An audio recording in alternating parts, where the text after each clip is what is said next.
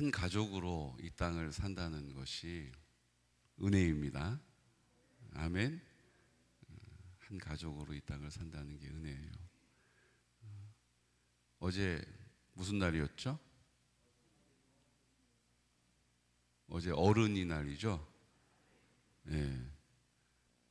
전 어제 어른이날이라고 부르기로 했습니다. 예. 어른한테도 날이 좀 있어야죠. 어른이날. 하나님 앞에서는 다 어린이인 줄로 믿습니다. 90을 먹어도 100살이 돼도 하나님 보시기에는 다 어린이에요. 어린이. 그 어린이라는 뜻이 어린 백성이 그 세종대왕의 용비어천가에 나오잖아요. 그 어리다라는 뜻은 미숙하다는 뜻이에요. 어리석다라는 뜻이에요. 그래서 우리는 주님 앞에서는 늘 실수투성이고 부족한 거 투성입니다. 네. 그래서 우리가 어린아이와 같은 마음으로 이 땅을 살되 우리가 어른이 되어서 주님께 쓰임 받으시기를 축복합니다. 네. 그런 의미에서 제가 어른이날이라고 불러드리는 거예요. 어제 사신 우리 성도님들은 어른이날 사신 줄로 믿습니다. 네. 하나님 보시기에 야, 넌 내 마음을 참 잘 알고 있구나. 어쩜 그렇게 내 마음에 쏙 드는 얘기를 하니? 너는 어쩜 결정이나 판단이 다 내 마음하고 쏙 들었다. 이렇게 얘기하시는 사람 있었잖아요. 누가 그랬어요? 다윗 그랬잖아요. 내 마음에 합한 사람이다. 이렇게 얘기하시잖아요. 근데 여러분 오죽 없었으면 성경에 한 사람 내 마음에 합한 사람이다. 또 의로운 사람이라고 소개했던 욥도 하나 있고, 그리고 나서는 몇 명 없어요. 성경에 수천 명이 나오는데 그 중에 하나님이 내 마음에 쏙 든다 이렇게 얘기한 사람 뭐 백부장, 그렇죠? 수로보니게 여인, 또 누가 있었어요? 자기 딸 고쳐달라고 혈루병 걸린 여인, 뭐 몇 명 빼고는 우리 하나님이 야, 내 마음에 쏙 든다, 아주 기가 막히다 이렇게 얘기한 사람이 별로 없어요. 여러분, 우리가 그 중에 이름을 올리시기를 축복합니다. 여러분, 다른 거 가지고 막 부러워하지 마시고 우리 그런 거 좀 부러워할 수 있으면 좋겠어요. 야, 내 이름도 좀 쫙 올라가면 좋겠다. 아주 그런 의미로 보면 너무 억울해요. 좀 분명히 천국에 가면 가나다 순일 것 같은데 저는 차시라서 뒤쪽이거든요. 김한성 권사님은 아주 유리하실 것 같아요. 앞쪽이셔가지고. 여러분, 이름을 올리시기를 축복합니다. 네. 내 마음에 쏙 든다. 이렇게 이름을 올리시기를 축복해요.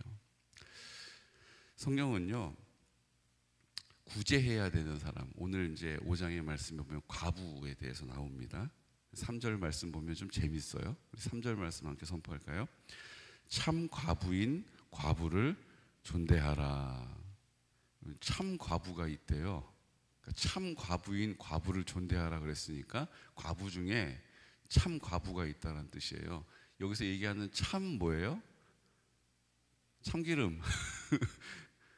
진짜 과부, 그런 뜻이에요. 그럼 여러분, 과부가 진짜 과부가 있고 가짜 과부가 있어요? 남편 살아있는데, 버젓이 살아있는데 남편 죽은 척하는 과부 있다는 뜻인가요? 그건 아니잖아요.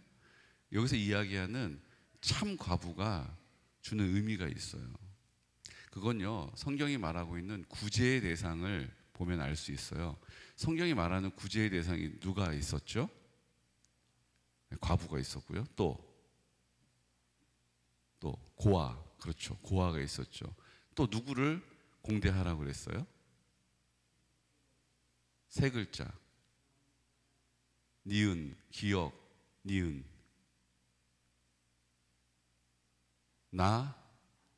나그네. 성경은 요 세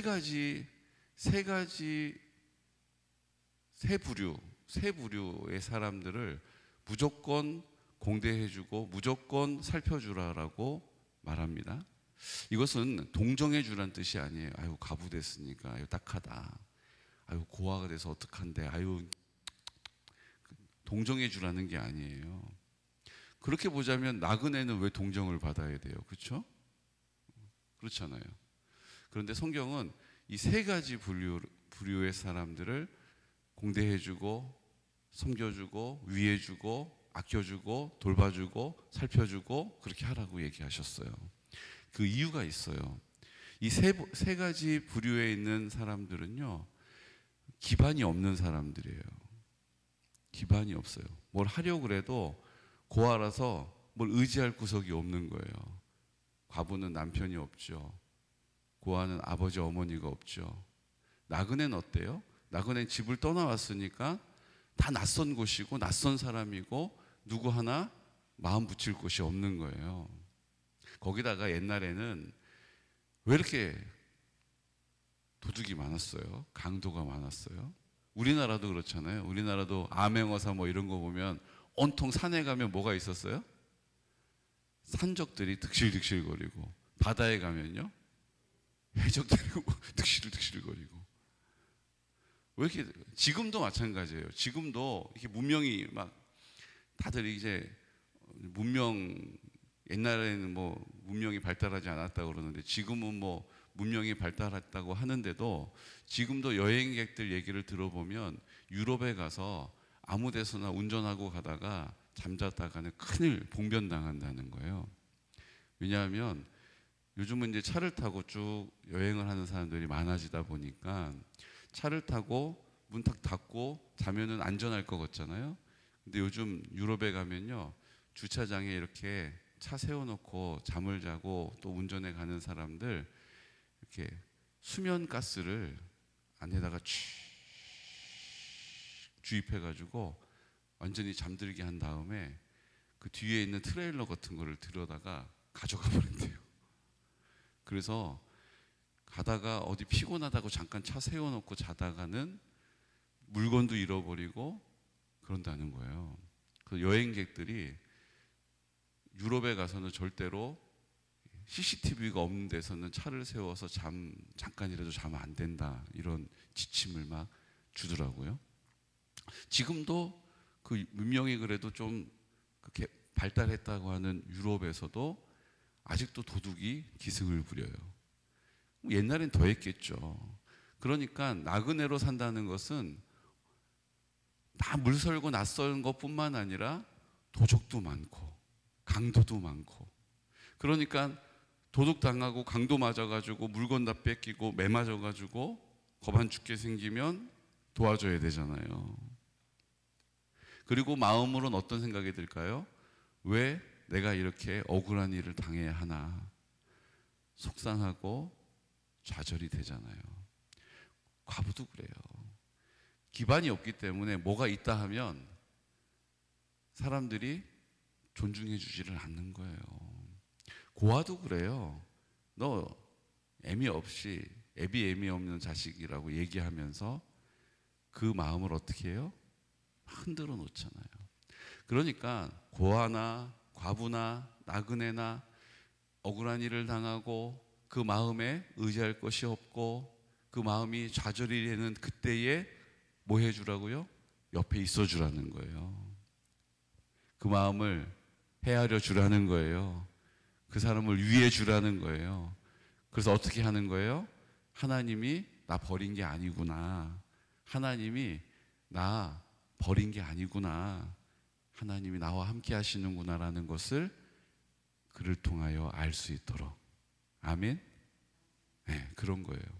그런데 이제는요, 우리가 이 땅에 과부가 아니어도 고아가 아니어도 나그네가 아니어도 억울한 일을 안 당해도 우리의 삶의 자리에서 우리의 마음에 하나님이 안 계신 것 같은 좌절스러운 마음이 들 때가 많이 있어요. 그런 일을 안 당해도 내 마음이 하나님이 나 외면하는 것 같고 내 기도 안 들어주는 것 같고 하나님이 나를 무시하는 것 같고 나한테 관심이 없는 것처럼 느껴질 때가 많이 있다라는 거예요. 그때 누가 있어줘야 됩니까? 그 옆에 공동체, 그 지체가 그의 손을 잡아줘야 되는 거예요. 그를 위하여 기도해줘야 되는 거예요.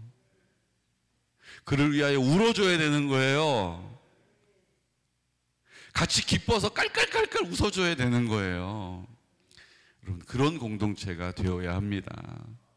먼저 우리 가정이 그런 공동체가 되어야 하고요. 우리 교회가 그런 공동체가 되기를 하나님이 기뻐하세요.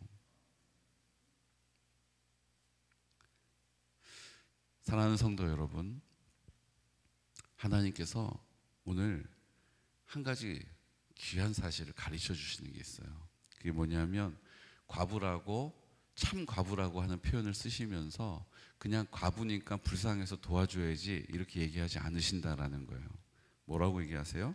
4절 말씀 함께 선포할까요? 만일 어떤 과부에게 자녀나 손자들이 있거든 그들로 먼저 자기 집에서 효를 행하여 부모에게 보답하기를 배우게 하라. 이것이 하나님 앞에 받으실 만한 것이니라. 아멘. 과부가 있는데요, 다 똑같은 과부가 아니고 어떤 과부예요? 남편을 잃었으나 그 자녀와 자손이 있어요.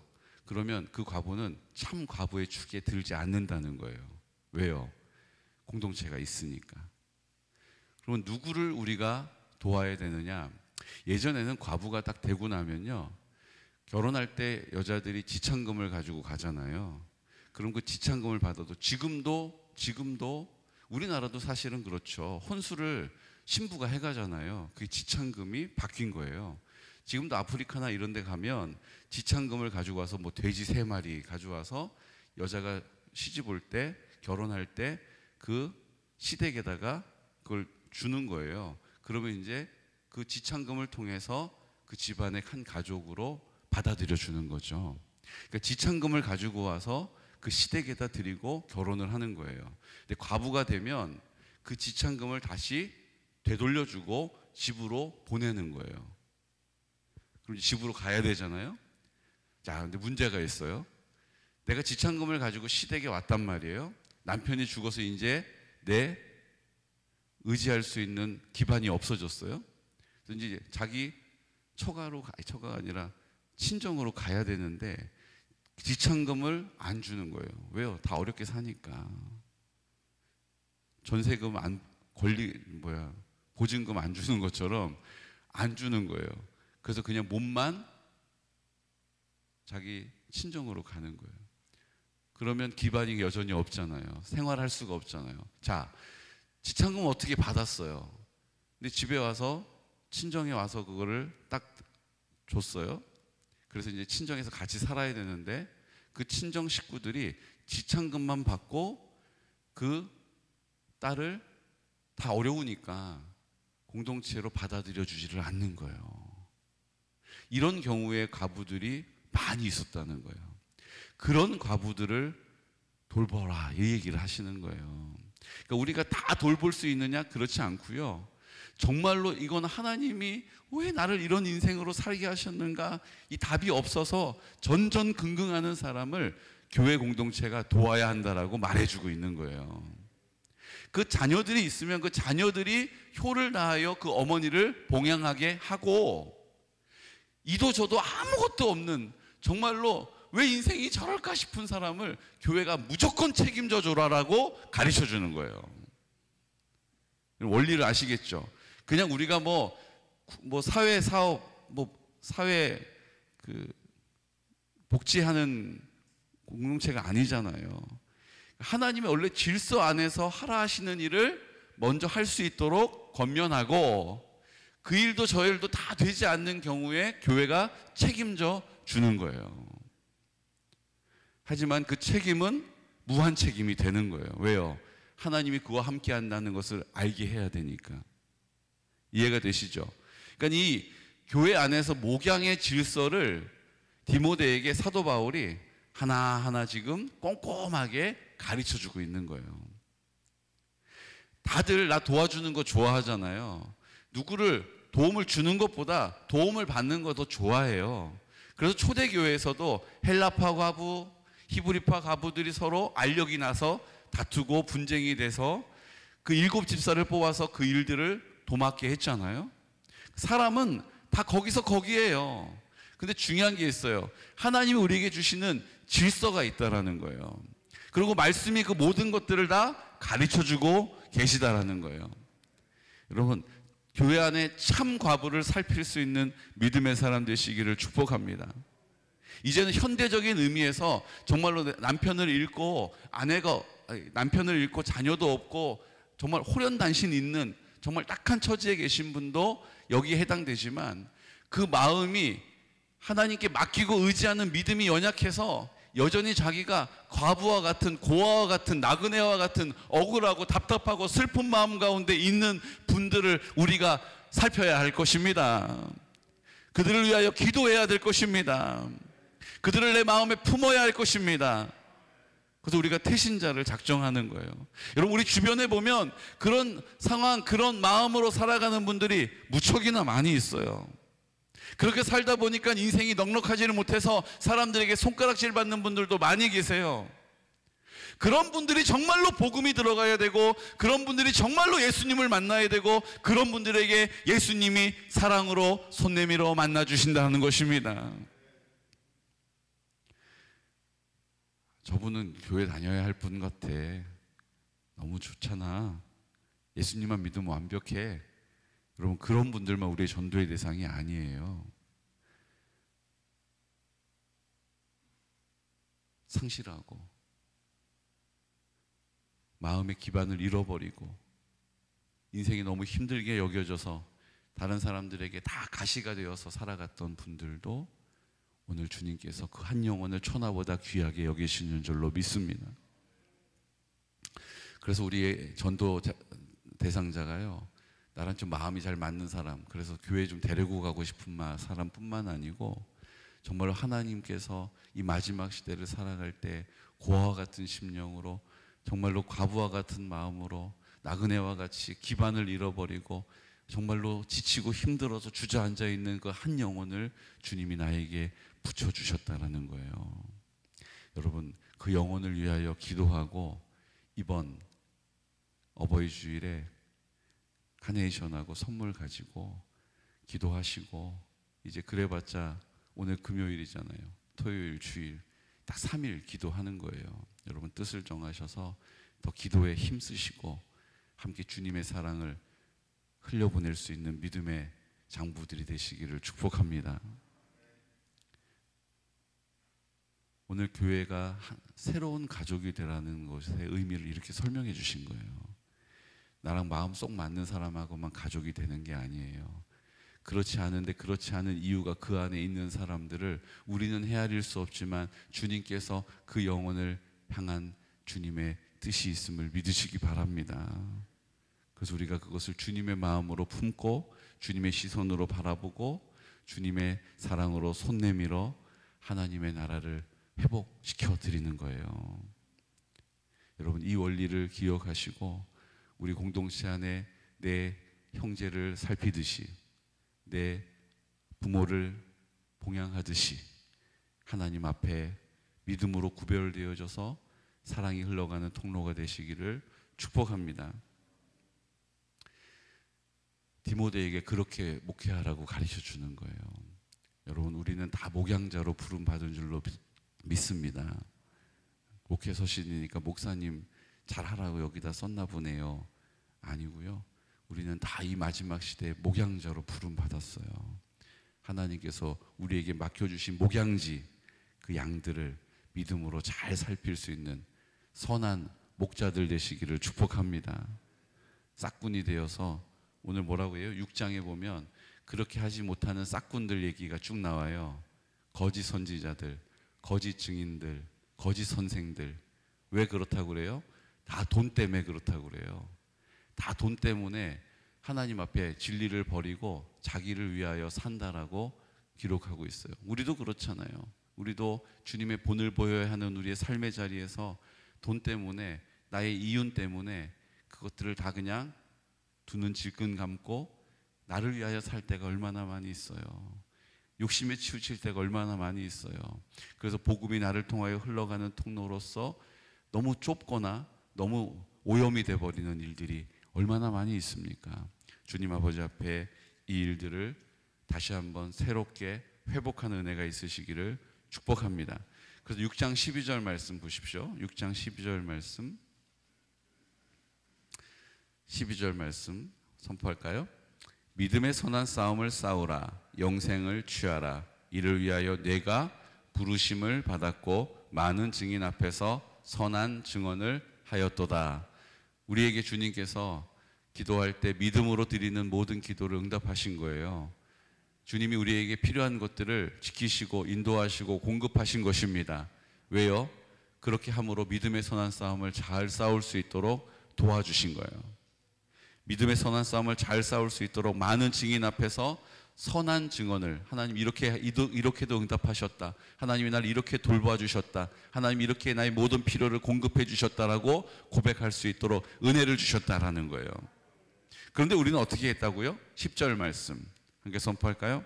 돈을 사랑함이 일만하게 뿌리가 되나니 이것을 탐내는 자들은 미혹을 받아 믿음에서 떠나 많은 근심으로써 자기를 찔렀도다.